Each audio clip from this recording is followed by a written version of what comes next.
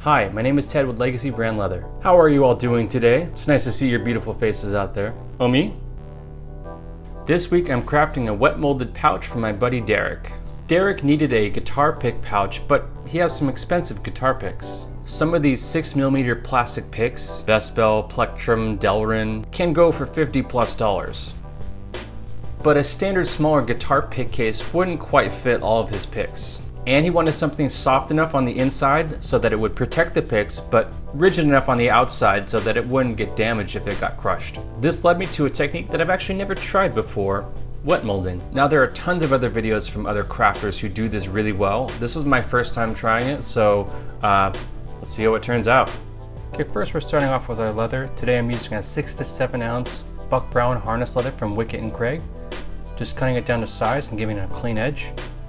Then I'm bringing some filtered water in so I can soak the leather, just making sure that the leather is submerged about half an hour or so. Once those bubbles stop rising to the surface of the water, that way you know the leather is fully hydrated. Then pull it out and let it just kind of wick to the surface. Here I'm using an Altoids tin, since that's what Derek had used before. I'm using that same size for him on this project. You're going to start off by using your hands at first, just lightly trying to mold the leather to the shape.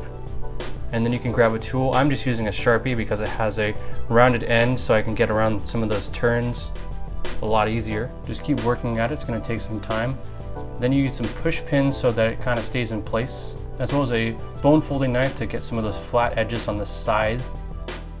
This is going to take a little bit of time, about 15-20 minutes or so, just kind of working at it, going around the turns, trying to shape it as much as possible. Then I waited about 5 minutes, and then 15 minutes after each time I would check it and do a little bit more molding on it. Just keep working at it till you get it to your liking.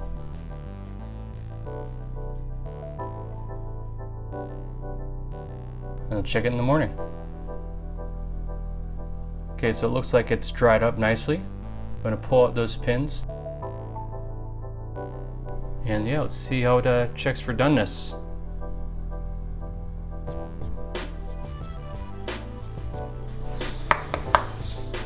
Here I'm just cutting off the top since it bowed a little bit when I was forming it. Just cutting it flush so it's a nice even way across. This turn was a little hard, so I used a Japanese knife to cut that off. And now I'm beveling it. Make sure you get your hand in the way of your shot. And then cut off the excess.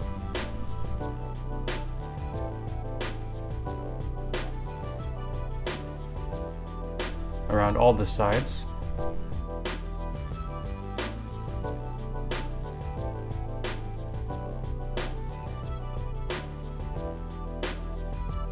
And then for cutting the shape, I just went around the natural curvature of the piece. Then use a straight edge for the long section, and just to make a nice round around the entire piece. And here I'm just burnishing the top edge with some Tokonol. And then some Tokonol and some canvas.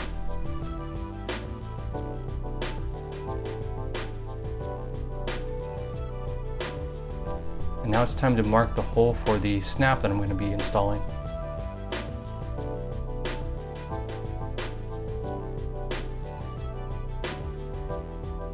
I decided to go with an antique brass, thought it would look nice with this leather. I traced around the molds onto another piece of leather that I would then be gluing it to, using some Eco Weld here, waited for it to get tacky, and then just glued it up.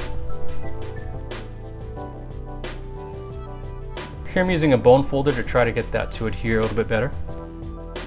And then once that's glued, I'm going to be cutting off the excess.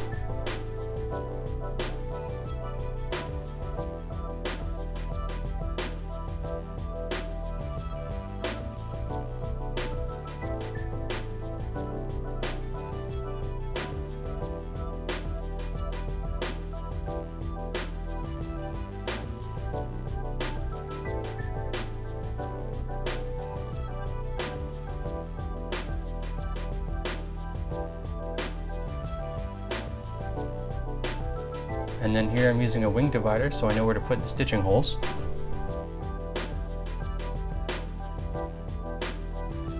time to hammer those in.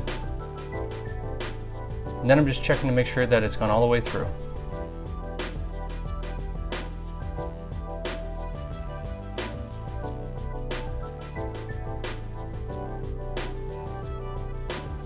Since this mold was going to be a little bit chunkier, I decided to go with some thicker thread. I'm using a 0.035 inch diameter waxed polycord from Maine Thread Company.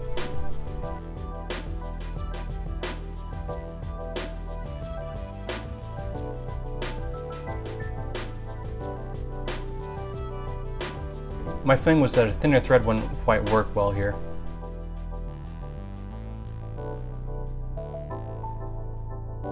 There I'm just using my thumbnail to get an edge of the leather that I wanted to cut it to. I tried using some corner punches to see what it would look like, but I decided that the overhang was a little bit too noticeable, so I wanted to taper it. I decided to go with a taper of 1/2 inch in and 2 inch up on the sides, so then it would match a little bit better to the piece.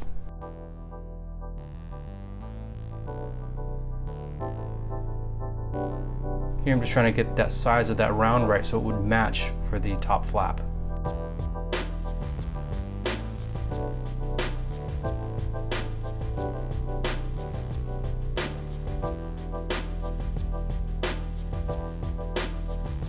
Then just to bevel it so I can then burnish it. Here I am just sanding the edges.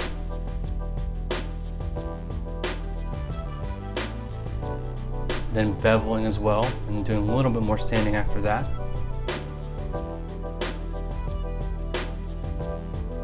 And now it's time to start burnishing the entire mold. Just using Tokonol, the burnisher, Tokonol, and then canvas.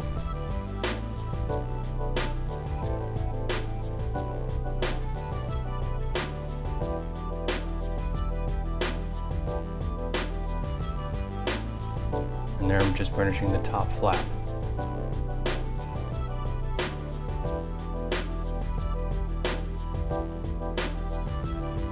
Here I'm just getting the center of the top flap so I can install the other half of that button snap.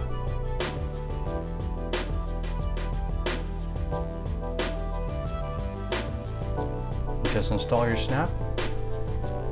And once that's done, it's looking pretty good. But let's check out some B-roll.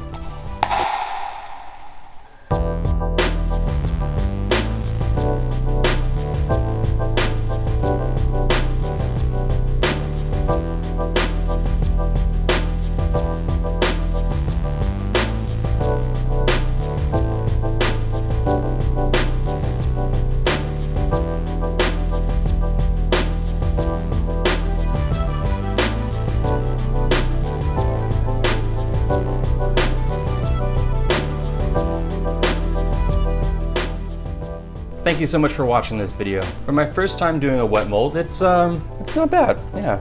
I would suggest going a little bit thinner, about 4 to 5 ounces if you're gonna do a wet mold like this. The 6 to 7 ounce that I'm using here proved to be a little bit difficult making the turn there to the flat, but I chose to go a bit thicker to protect those guitar picks that he has. I hope this gives you some inspiration to give it a try if you haven't done so already. If you like this video, please hit that like button and please consider subscribing. That shows me that you want to see more videos and more content like this. I will see you next week with a new video. Stay safe out there.